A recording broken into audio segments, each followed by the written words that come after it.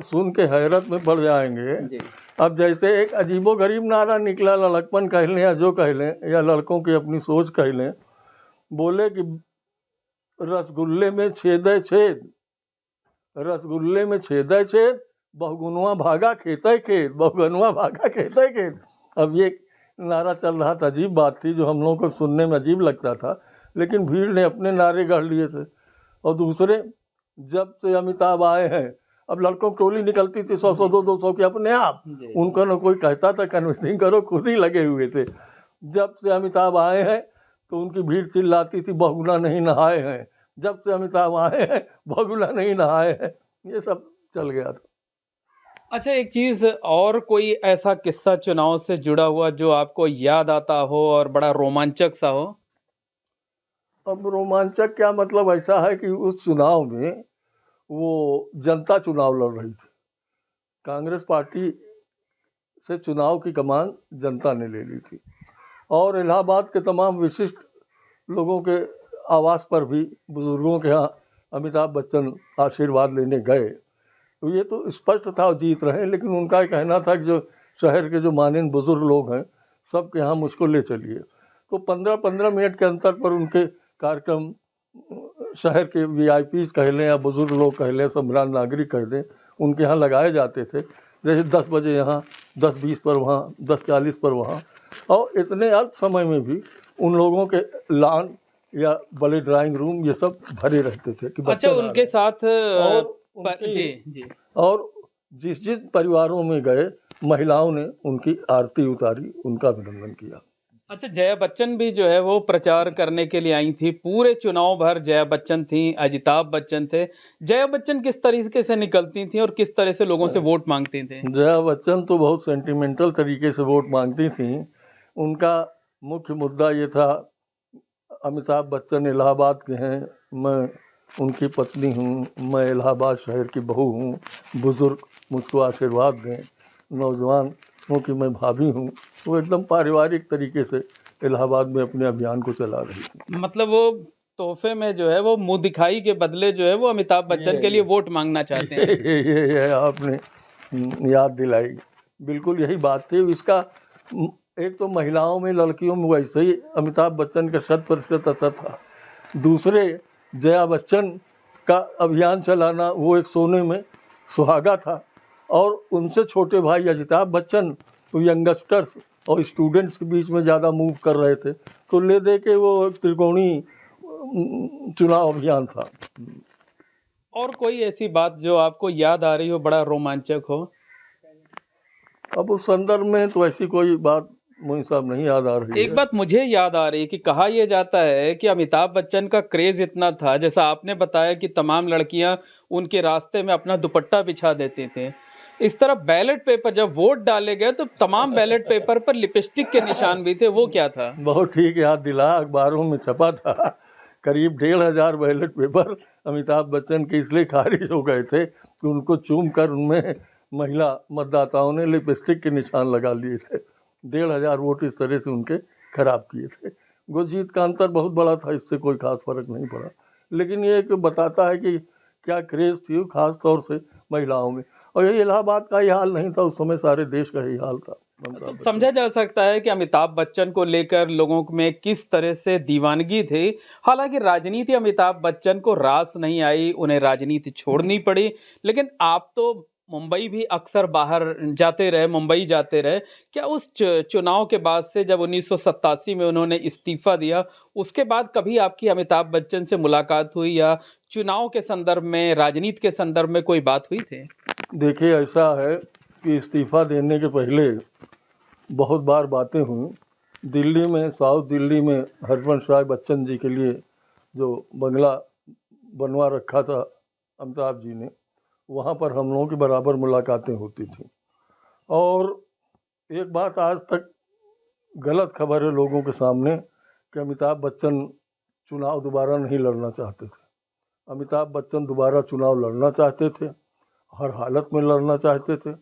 4-5 बार उनके दौरे का भी प्रोग्राम बना, वो जगहें भी तय हुई जहाँ से वो सभाएँ शुरू करेंगे। वो मेरठ के नौचंदी मैदान से पहली सभा करने का प्रोग्राम बन गया था। इसलिए चूँकि अमिताभ बच्चन का कहना था कि जहाँ जहाँ विश्वनाथ प्रताप सिंह ने सभाएं की हैं वहीं वहीं हमको सभा करनी उसी क्रम में करनी। तो नौचंदी मेरठ से कार्यक्रम बन गया था। ये कब की बात है जब आप बता रहे हैं कि अमिताभ बच्चन दोबारा चुनाव लड़ने को तैयार हुए थे? इस्तीफे के बाद।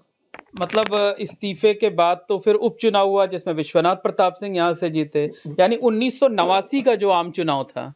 देखिए, समस्या ये है कि अमिताभ बच्चन और राजीव गांधी की जितनी करीबी दोस्ती थी, अमिताभ की राजीव गांधी की, अमिताभ बच्चन के बेटे की राजीव गांधी के बेटे से, अमिताभ बच्चन की बेटी की राजीव गांधी की बेटी से, सोनिया गांधी की जया बच्चन से। अब आप तो बहुत लोगों को पता ही है कि जब सोनिया विदेश से आई थी शादी के पहले तो हरिवंश राय बच्चन के ही घर में ठहरी थी और हरिवंश राय बच्चन ने ही उनका कन्यादान किया था। मेरे कहने का तात्पर्य यह है कि वो किसका कन्यादान किया था? सोनिया गांधी का कन्यादान हरिवंश राय बच्चन ने किया था? जी हाँ, और उन्हीं के घर में ठहरी थी। शुरू में इंदिरा जी कम तैयार थी इस विवाह के लिए, फिर लेकिन बच्चन जी वगैरह सब बातचीत करके अल्टीमेटली वो तैयार हुई। तो मैं ये कह रहा था बहुत घनिष्ठ संबंध बच्चन परिवार और राजीव नहीं, आप ये बता रहे थे कि वो दोबारा चुनाव लड़ना चाहते थे, राजनीति में आना चाहते थे। मैं उसी पर आ रहा हूँ, असल में उसकी अपनी भूमिका है।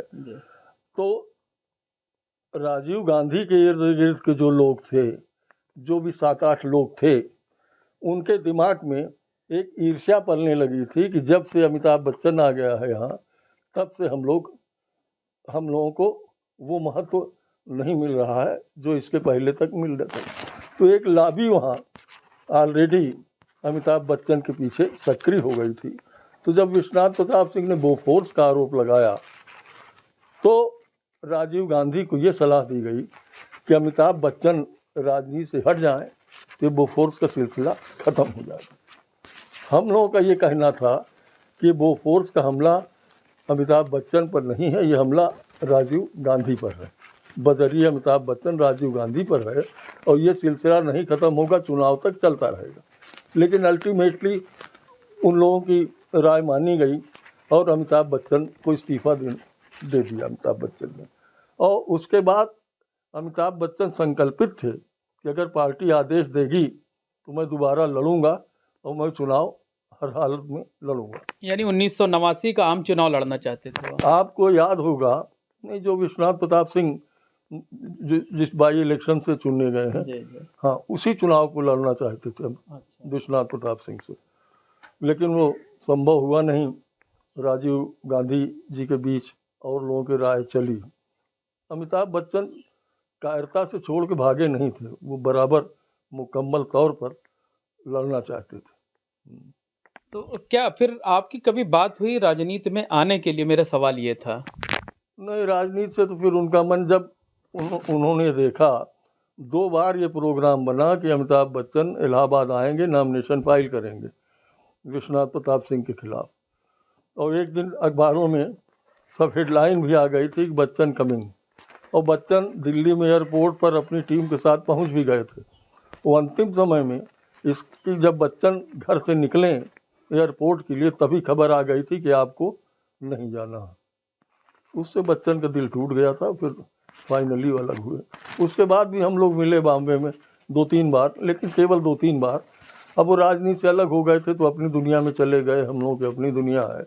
लेकिन वो राजनीति में उन्होंने कहा मुझसे बहुत बड़ी गलती हुई थी। राजनीति में आने को अपनी गलती मान रहे थे? हाँ, बहुत बड़ी गलती हुई थी। और लेकिन वो इंदिरा जी की हत्या हुई थी। राजीव गांधी जी से मेरा we are born friends, I can say उनका शब्द है, we were born friends in a sense.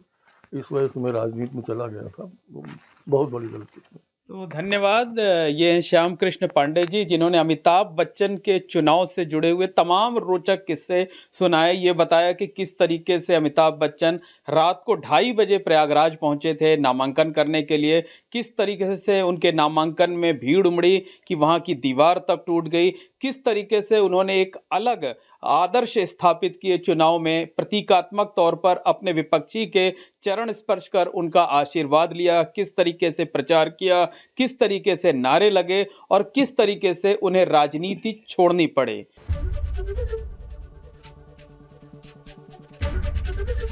ABP Ganga, खबर आपकी, जुबान आपकी।